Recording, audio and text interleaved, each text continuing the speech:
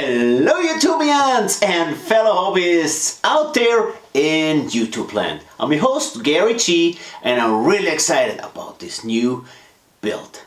In today's shows we talk about wiring the engine, the golden ghost. But first, as always, the riddle. In which year did Chrysler present their turbine car? A. 1957, B. 1968, or C. 1963? The answer, as always, at the end of the show. This week we started a brand new build. It's called the Golden Ghost. The idea behind the build was a drag racer, but with style. But now, without any further ado, down in the garage. Let's see how we started it.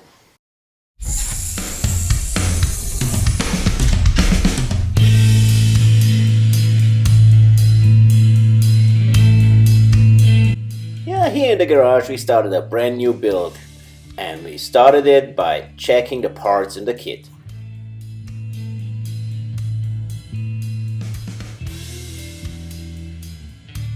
First I glued the block together, then drilled out the holes for the spark plug wires.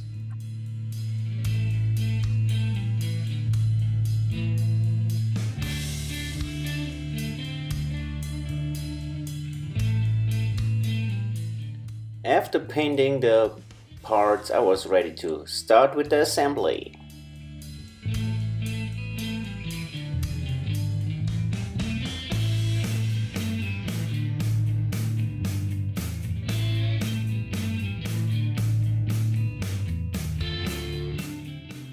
I painted the carburetor golden so they fit better to the theme.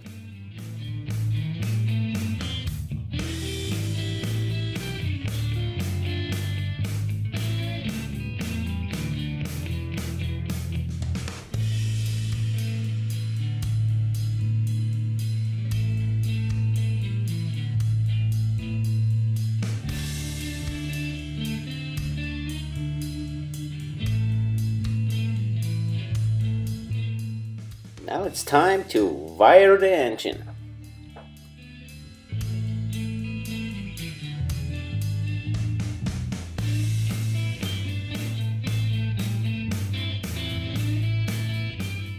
Some paint and voila! There you have it.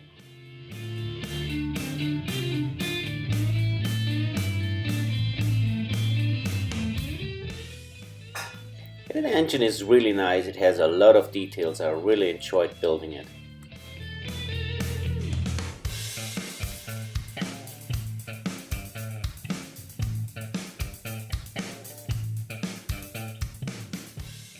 A few last parts and then it's ready to build in.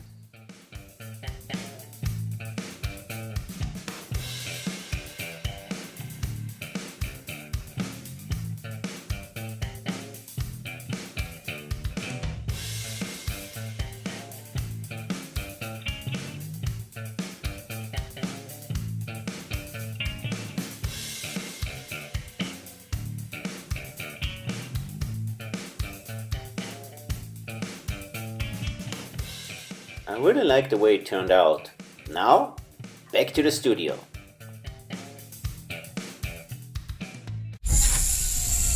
In the tip laboratory, we figured a way to mount the ignition wires without a ton of glue and without pulling them out on one side while you try to put them in the other side. But see for yourself, down in the tip laboratory.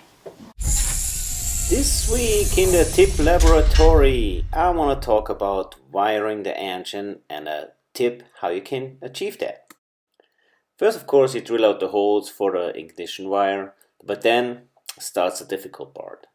Now, when you want to put in the wire, you glue them either in on one side, and then when you want to stick it on the other side, might they fall out again.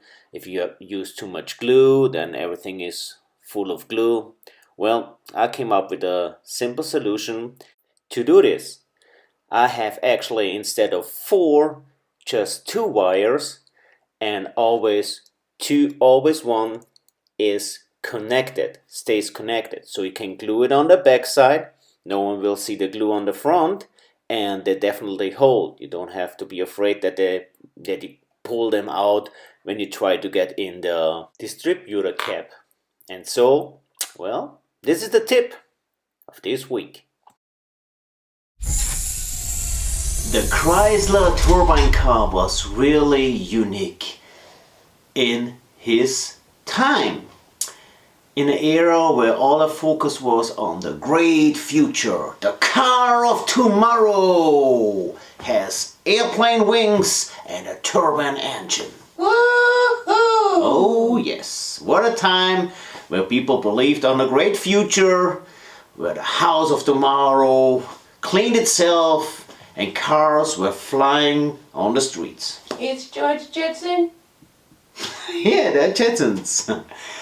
This vehicle had about 130 horsepower and reached a top speed of 120 miles per hour.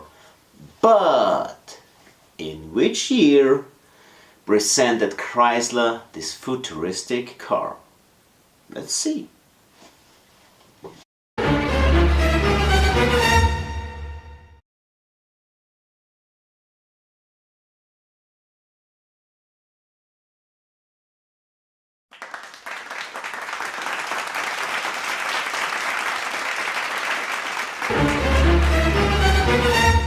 So I hope it was a little bit helpful for you and you're just as excited as I am to see how the build's gonna be continued.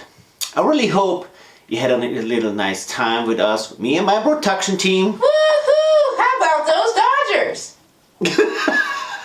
Oh, they're doing good. Dodger Nation.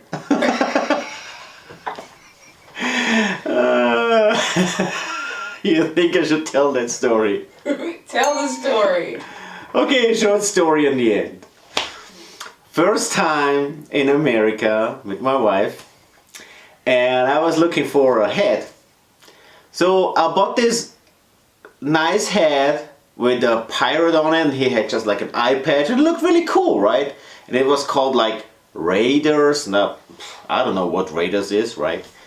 So I was on the street in Vegas, and all people came, "Hey, Raider Nation!" And I said, "Well, yeah, Raider Nation."